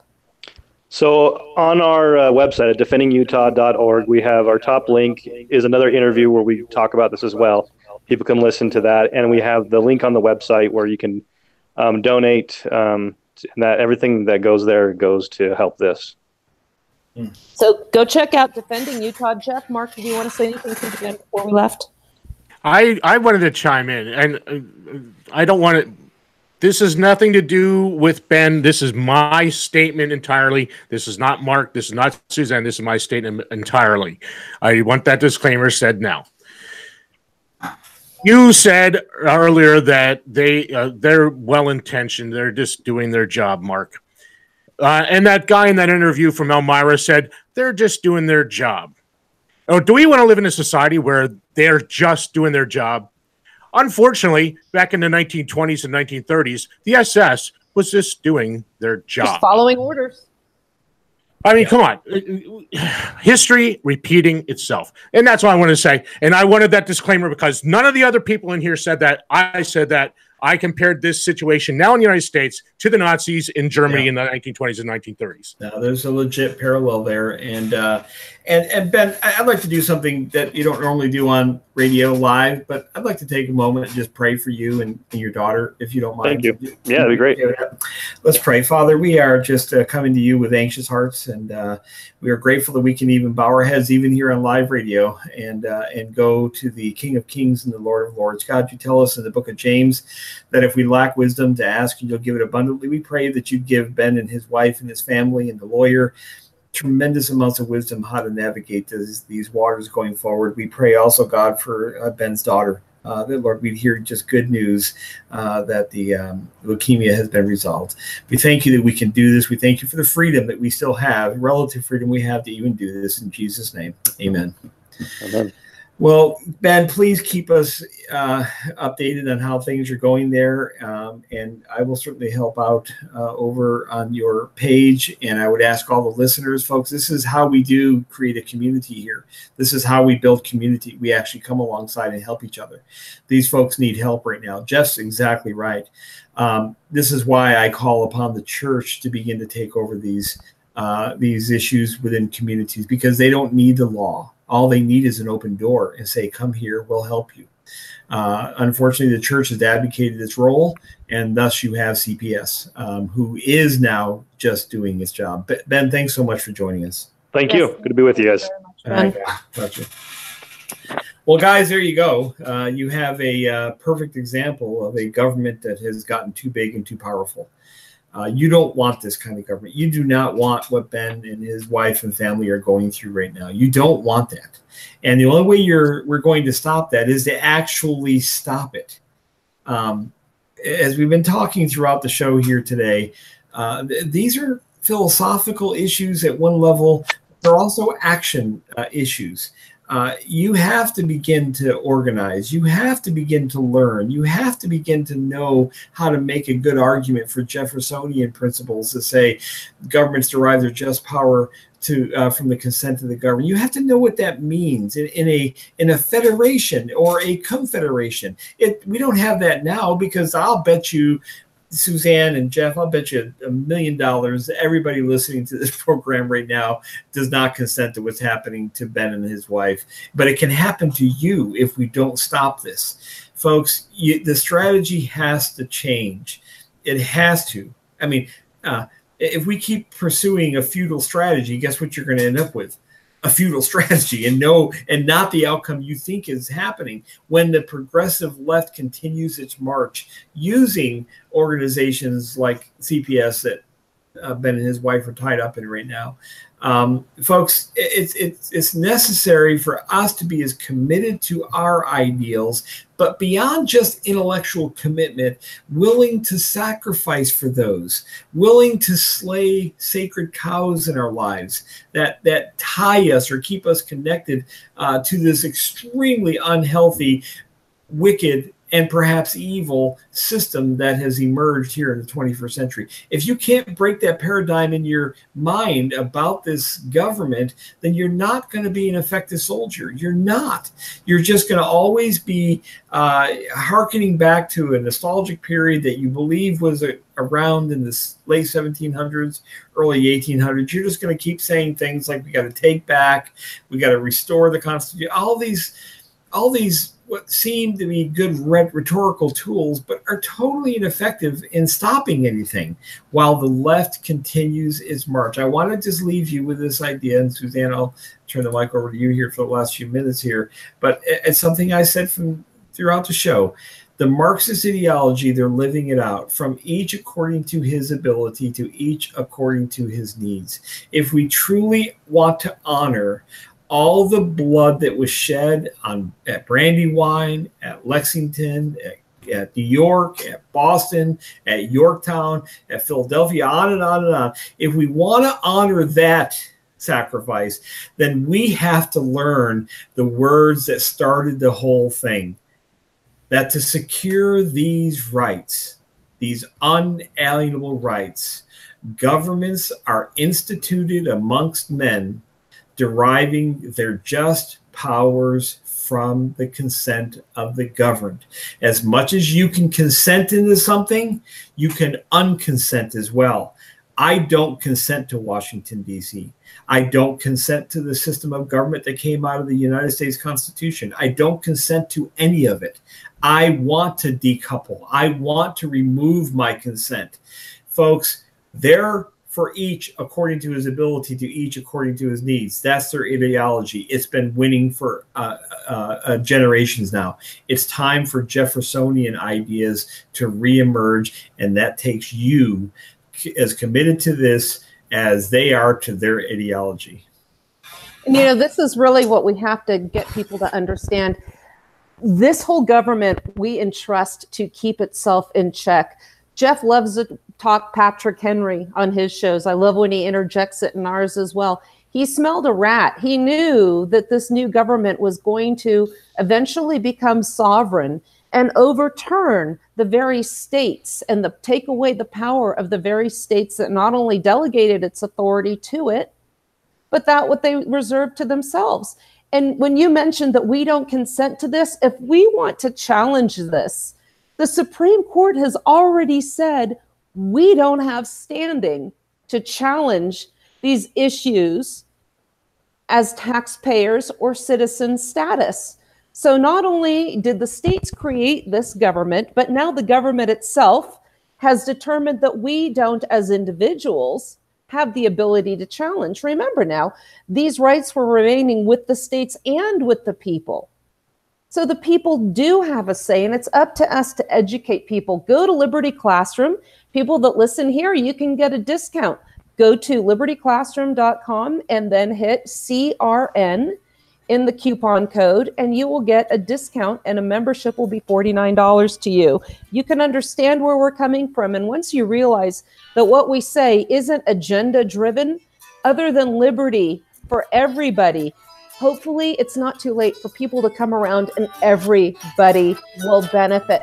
Want to thank you. This has been a great 2 hours. Jeff, thank you for doing all this. Mark, thank you for making this possible.